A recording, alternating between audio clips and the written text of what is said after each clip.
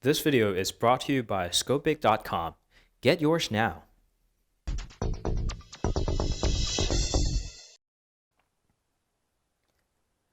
Hey guys, welcome back. This is Phil from K.com, and we're going to take a look at the LG V20. So they have the two series of the flagship smartphones, one being the G series, the last one being the G5, wasn't really a good phone. The other is the V series. The V10 was the first one and followed by the V20 right here. LG is pushing this as a multimedia phone, like the other phones are not. But at the same time, this is one of the very few smartphones that has a replaceable battery and a metal back cover. So let's start right in. So this is the design. The front isn't really particularly beautiful in my eyes. I think it resembles a bit of a Desire 816 by HTC, and the rear is there. It's not really great, but the build quality itself is something that LG is doing a very good job at. The G5 was never a well-built phone, but this guy has a well-fitting parts all over its body, and you can press the button on the side to remove the cover, and you can gain the access to the SIM card, micro SD card expansion slot, and the battery itself, most importantly. And given the construction and the mechanism, the device is built very well, and LG finally has a flagship smartphone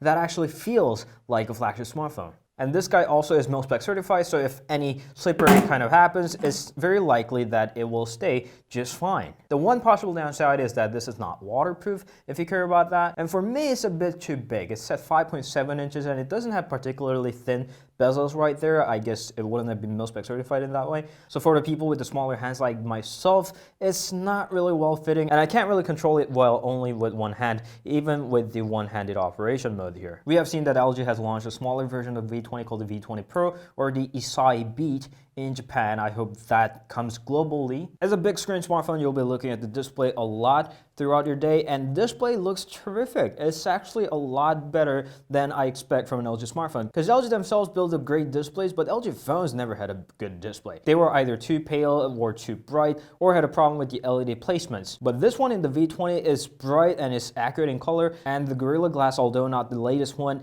feels really great on top of that panel. The panel is still a bit pale, so I suggested you turn on the comfort view. A separate color temperature mode would have been nice, but comfort view does its job. And one of the LG signature design is the second screen. It actually isn't the second screen, it's just a cut off part right there, but doesn't really matter. You have a toolbar there, you can turn that on or off if you want to, and you can scroll that to get access to your favorite apps, or you can go use that for multitasking, or you can even control music. And when the screen is turned off, I use it more often than not to scroll it right there to turn on my flashlight. This isn't the easiest way, but this still is very helpful. There are some rumors that they're going to remove it and replace it with something even better on the future smartphone. I really hope that doesn't happen. I love the second screen. We'll have to see what LG does. Another feature that LG was really proud about was the Hi-Fi Quad DAC. DAC itself is nothing new. Your phones have that too, but it's got Quad DAC with the Hi-Fi capability, so you can reproduce more detailed sound with less noise and the music. And with that, you get the precise control, so you have a very delicate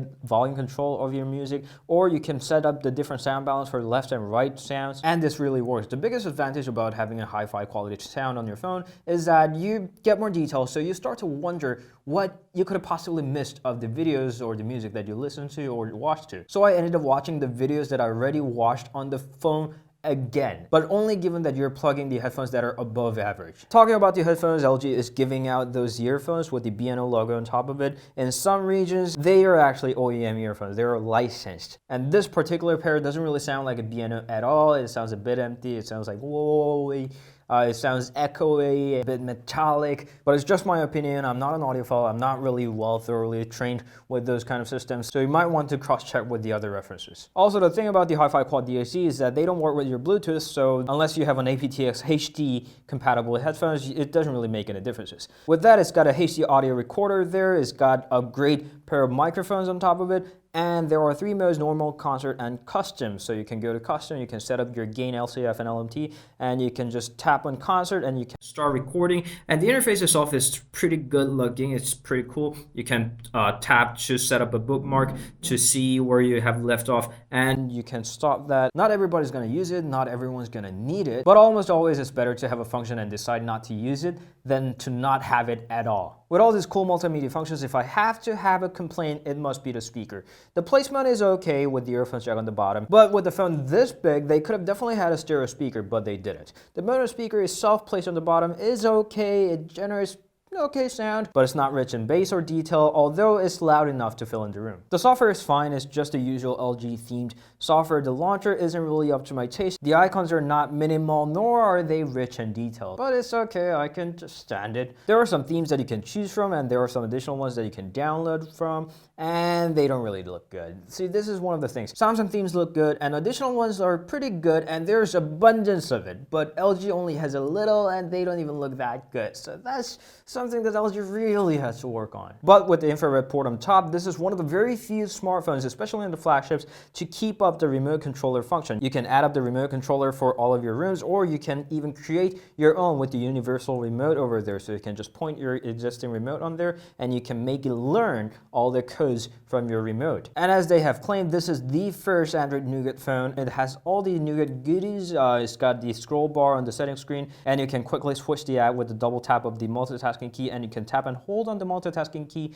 to bring up the dual split screen over there. And of course, as an Easter egg, you can put food on the plate to lure your cats, so you can collect kitty cats. And next up on the series of multimedia function is of course the camera. You can launch it by either the camera menu over there or with the quick double press of the volume down key. It doesn't launch particularly fast, but it has all the things that you need, from manual photo, manual video, and there are abundance of controls that you can manually choose from. And it's really good idea to have those, although not everyone is going to be utilizing it. As you all know, there are two lenses. One is a standard one and one is a wide angle one. It's really fun to play with. It gives you a new perspective vision that you didn't have with the other phones. One thing you might want to note, however, is that the wide angle lens doesn't have too much detail, especially in the low lighting photos. They are definitely one of the best cameras that LG has ever built. Now, running all these cool new features is a 3200 milliamps of battery, which doesn't really sound like a lot. As a 5.7 inches with its 4 gigs of RAM and Snapdragon 820 with the second display and QHD resolution, that doesn't sound like a lot, and it's not a lot. The screen on time lasts from 3.5 hours to 4 hours if it feels really great,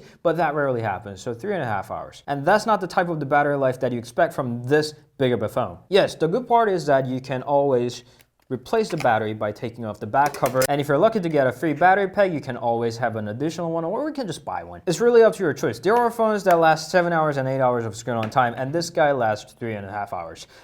You can change the battery, but that still is going to give you like 1.5 times of a longer lasting batteries. Would you have a replaceable shorter battery or a built-in longer lasting battery? That's your call. And I do understand the hardware limitations of the replaceable batteries. You will need more space to make it replaceable, but I prefer built-in longer lasting battery. It's your call. Either way, it charges through the USB Type-C port, and it's charged pretty fast. It supports Quick Charge 3.0. It doesn't generate too much heat, but talking about the heat, there is a heat. There is subtle heat around this corner, maybe there's a Snapdragon there, but anyways, heat is there, and this is something that LG has never fixed in their phones. Whichever chipset they put in their phone, it always generates heat a little bit too much than I would like it to. The V20 is better than the predecessor. It's better than any of the LG flagship phones that I tried. It generates less heat, still there. And even worse, it throttles pretty hardcore. If you're a 3D gamer, you'll definitely have a problem. If you're not, you'll be fine. But still, it does have heat. Overall, the V20 is a pretty good phone. It's one of the best phones that LG has recently built. And I think it was so close. It was this close of being a perfect flagship smartphone for LG. But it's not.